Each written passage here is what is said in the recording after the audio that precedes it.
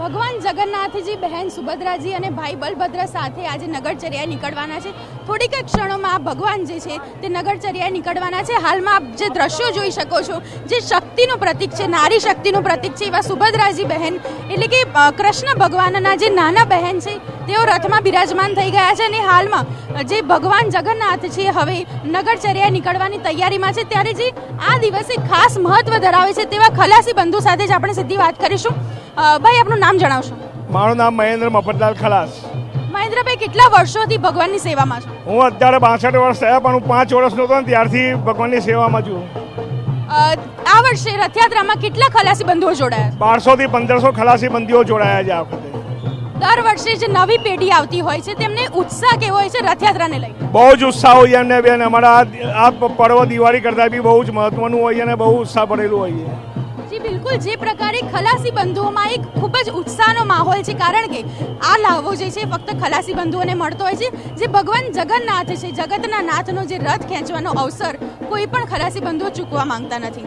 Camera person દીપક સેન સાથે ધ્વનિ Modi, TV9 Ahmedabad. જય જગન્નાથ. આજે 148મી રથયાત્રા અને આજની શુભ સવારે એટલે કે અષાઢી બીજના દિવસે ખાસ ભગવાન જગન્નાથને ખીચડીનો ભોગ લગાવવામાં આવે છે. જે આપ દ્રશ્યો હાલ જુઓ કે જે હજારો કિલો ખીચડીનો પ્રસાદ છે તે ભગવાનને ભોગ ધરાવ્યા બાદ જે તમામ ભક્તો છે તેમને પ્રસાદ સ્વરૂપે આપવામાં આવશે. અને જે હાલમાં ખીચડીની સાથે સાથે ગવાર અને કોળાનું શાક પણ આજના દિવસનું ખાસ મહત્વ છે. સીધી આપણે વાત કરીએ અહીંયા જે રસોઈયા છે તેમની સાથે જ આજે ખીચડીનો ભગવાનને ભોગ લગાવવામાં આવે છે, તેનું ખાસ મહત્વ શું છે? આજે ભગવાન જ્યારે અમને સરસપુર મમાળમાં જાય ને એટલે આમની આંખો આવી જાય.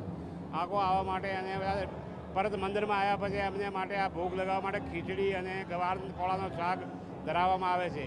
એ બનાવ્યા પછી બધા ભગવાનને ધરાવ્યા પછી આમ જનતાને આપવામાં પ્રસાદ આવે છે. આ ખીચડી બનાવવા માટે અમે કાલ સવારથી અહીંયા કામ ઉપર લાગેલા છે. પછી અહીંયા આનો આપણે 5000 કિલો ચોખા છે, 2000 કિલો તુરની દાળ, 80 ડબ્બા ઘીના છે, પછી 3 થી 4000 કિલો જેટલો ડ્રાયફ્રૂટ આમાં નાખવામાં આવે છે ખીચડીમાં.